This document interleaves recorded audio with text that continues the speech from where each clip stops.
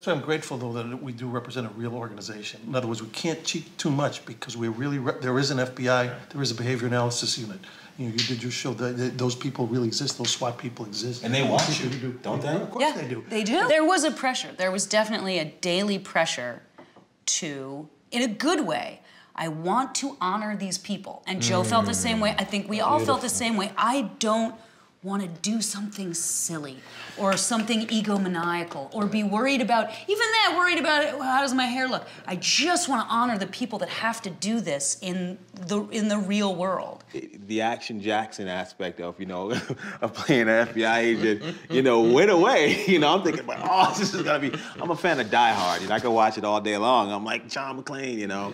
I'm gonna blow up stuff, you know. And you go down and you get this sobering tour. You're gonna wake up with that character. I patrol my house, and I stopped doing it. Oh, before, I know what you mean. With a 9mm. Oh, well, I did it with a fake gun. But No.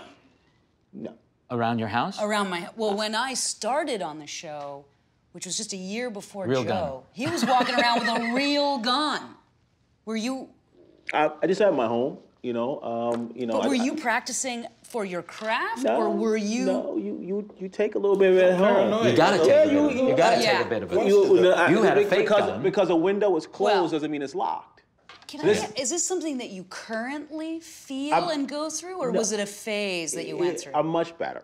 But it's, and I haven't been through it. I mean, like, you just, if you're gonna be honest, you be honest. No. You know, you can ask my wife. There was an episode in our show where in one speech, in one sentence that Matthew Gubler did as Dr. Reed, was that I still practice and tell people about because it was almost educational. Because in 1 minute, he said, how did this happen? And in one speech, he says, well, the girl parked her car with the valet. And so the valet took the car, hit the button, went to navigation. The navigation said home. Has her house now he knows on where it. she lives. Okay, she has her garage door opener right here. He took the garage door opener. He had a device that copies her garage code. Now he's got that.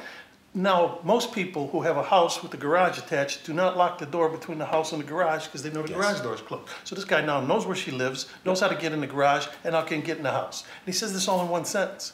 And I was like, because I'm thinking, I have navigation in my car. My thing is, I have 2 daughters. It totally makes you paranoid. We're artists, you know, we're doing our best to represent what real people go through, you know, but if you're trying to get close, you receive it and you talk to people and you get a feeling of how they feel. You have not been in what they've been through, but you feel it in a way, and it'll sit on you. My case, for example, when I attended Thelma's homicide, for years I felt guilty and I felt responsible for her death, simply because I made the decision on scene that we were not going to resuscitate. Right? Intellectually, it was the right decision. Psychologically, emotionally, it was the wrong decision. Right? That's what affected me. And it took me a long time and a lot of counseling to come to terms with the guilt that we have to carry after we attend traumatic calls and that we're not able to fix the problem. Because as first responders, we see ourselves as the fixers.